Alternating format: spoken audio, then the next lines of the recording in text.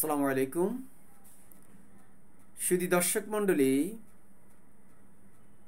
আমি আপনাদের সাথে আমার ধারাবাহিক ভিডিও পরিবেশনের যে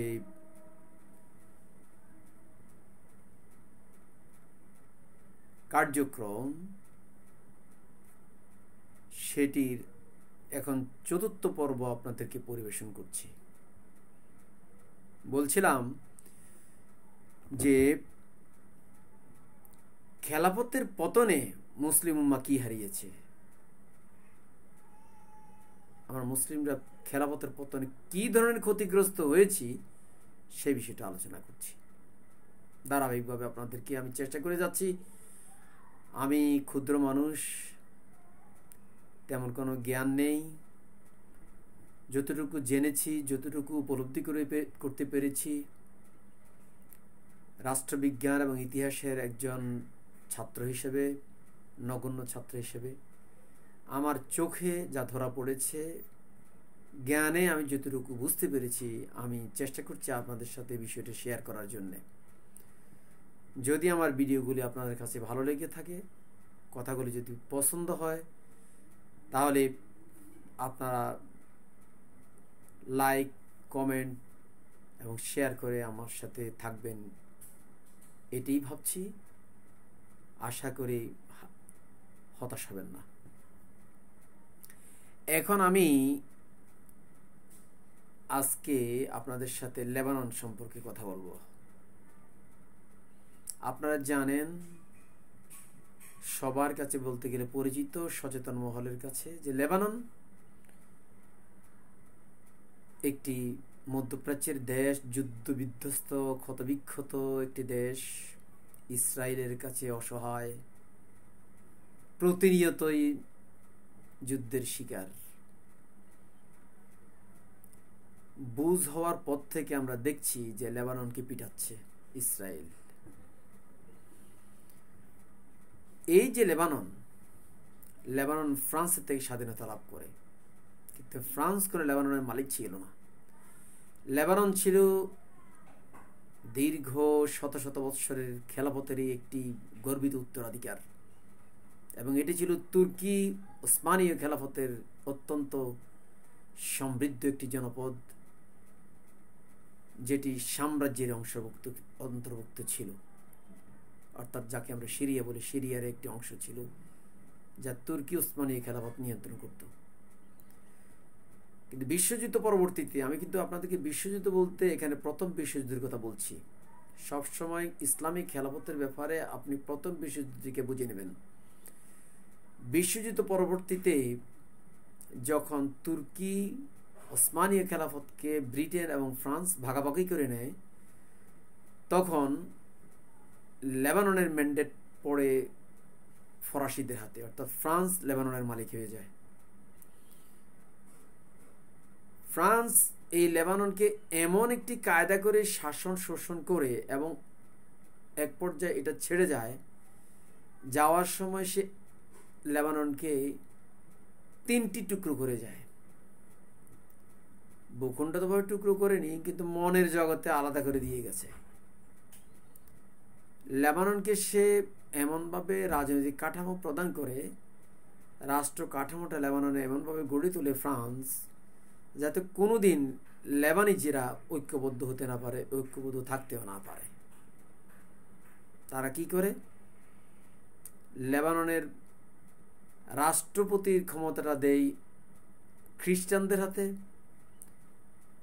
প্রধানমন্ত্রী বানায় সুন্নিদের থেকে, এবং সংসদের স্পিকার বানায় শিয়াদের থেকে। হয়েছে কি, লেবানন রাষ্ট্রটি ত্রিশঙ্কু দশায় পতিত হয়েছে।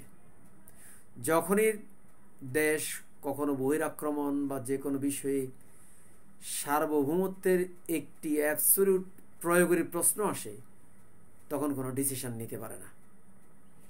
আর আপনারা জানেন যে খ্রিস্টান ওরা হলো মূলত ইয়াহুদিদের বন্ধু।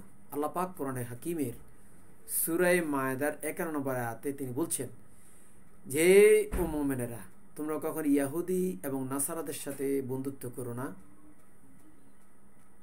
কারণ তারা নিজেরাই বন্ধু। আর মুসলিমদের থেকে কেউ যদি এই দুই সম্প্রদায়ের সাথে বন্ধুত্ব করে, তাহলে আল্লাহ পাক বলছেন তাদেরকে ইয়াহুদি এবং খ্রিস্টানদের কাতারে গণ্য করতে হবে। এখন উপলব্ধি করুন, যখনই লেবানন আক্রান্ত হয় ইসরায়েল কর্তৃক, লেবানন কোনো প্রতিরোধ করতে পারে না, ত্রিশঙ্কু দশা। এখন অত্যন্ত দেশপ্রেমিক যারা দেশকে ভালোবাসে, ধর্মকে ভালোবাসে, ইসরায়েলের অত্যাচারী মনোভাবকে যারা চ্যালেঞ্জ দিতে চায়, সে ধরনের একটি দল লেবাননে গড়ে উঠেছে, তার নাম হল হিজবুল্লাহ। এই হিজবুল্লাহ মূলত শিয়া মুসলিমদের পক্ষ থেকে এটি গড়ে ওঠা, কিন্তু হিজবুল্লাহর এই চ্যালেঞ্জিং যে পাওয়ার, এই পাওয়ারটির পেছনে রয়েছে মূলত ইরান। কিন্তু ইতিমধ্যে ইরান এবং হিজবুল্লাহ দুটোকেই ভয়াবহ ষড়যন্ত্র এবং যুদ্ধের দামামা বাজিয়ে দুর্বল করে ফেলা হয়েছে। দীর্ঘ সময় পর্যন্ত লেবাননের মাঝে গৃহযুদ্ধ জিয়ে রাখা হয়েছিল, কিন্তু মীমাংসা করার আসলে কেউ নেই। মুসলিমদের কোনো বিরোধ, মুসলিমদের কোনো কষ্ট, রাজনৈতিক, অর্থনৈতিক, সামরিক কোনো দ্বন্দ্ব বা ক্লেশ, সেটা যে স্মুথলি অর্থাৎ পিসফুলি সলিউশনের প্রশ্নের বিষয়, পিসফুলি সলিউশনের কথা, সেটা করার মতো আসলে কেউ নেই। নিজেরা তো বসে কোনো সলিউশন দিতে পারে না, কারণ দুর্বল, এবং দুর্বলরা সাধারণত ঐক্যবদ্ধ থাকতে পারে না। দুর্বলদের অনেক দোষ, অনেক সমস্যা, তার মধ্যে একটি জিনিস হচ্ছে অনৈক্য। যখনই কোনো সমস্যা বাধে, মীমাংসা করতে গেলে, আলোচনায় বা সংলাপে বসলে যারা অপেক্ষাকৃত শক্তিধর, তারা পিছনে টেনে ধরে রাখে, কোনো সমঝোতায় যেতে দেয় না। লেবাননে হয়েছে তাই, আরব জান পুরোটাতে এই অবস্থা, মুসলিম বিশ্বের মধ্যে এই অবস্থা, এমনকি আমার বাংলাদেশেও এই অবস্থা। বাংলাদেশে বারবার রাজনৈতিক সংকট মীমাংসা রক্তপাতের মাধ্যমে, কোনো পিসফুল সলিউশনের মাধ্যমে বাংলাদেশেরও কোনো সমস্যার সমাধান হয় না। আপনারা বুঝতেই পারছেন, আমি নাম বলতে চাই না, দেখতেই পাচ্ছেন যে বাংলাদেশের কি অবস্থা, কাদেরকে বিশ্বের বহিরে শক্তি মদত দিয়ে দেশের ভিতরে সংকট জিয়ে রাখে, এটা আপনারা দেখতেই পাচ্ছেন।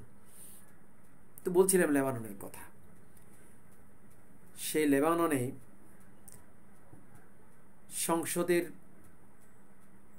সংখ্যাগরিষ্ঠতা নিয়ে সরকার গঠিত হলেও মূলত প্রধানমন্ত্রী হয় সুন্নিদের থেকে, কিন্তু কখনো কখনো দেখা যায় সুন্নি, শিয়া বা খ্রিস্টান কেউই সংসদের সংখ্যাগরিষ্ঠ পায় না। বেশিরভাগ ক্ষেত্রে এই অবস্থা, ঝুলন্ত পার্লামেন্ট, ডিসিশন নিতে পারে না। এই কাজটি করে দিয়ে গেছে মূলত, এই কাজটি করে দিয়ে গেছে ফ্রান্স, ফরাসিরা এই কাজটি করে দিয়ে পরোক্ষভাবে লেবাননের উপর নিয়ন্ত্রণ বজায় রেখেছে।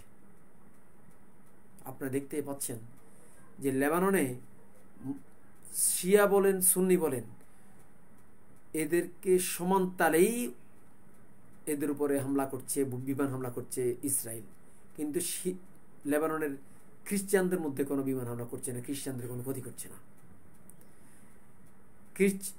একই দেশের নাগরিক খ্রিস্টান, সুন্নি বলেন বা শিয়া বলেন, একই সাথে ঐক্যবদ্ধভাবে বহির্শক্তি ইসরায়েলকে যেখানে মোকাবেলা করার কথা, সেখানে খ্রিস্টানদেরকে লেবাননের স্বাধীনতা সার্বভৌমত্ব রক্ষায় ইসরায়েলের বিরুদ্ধে দাঁড়াতে দেখা যায় না।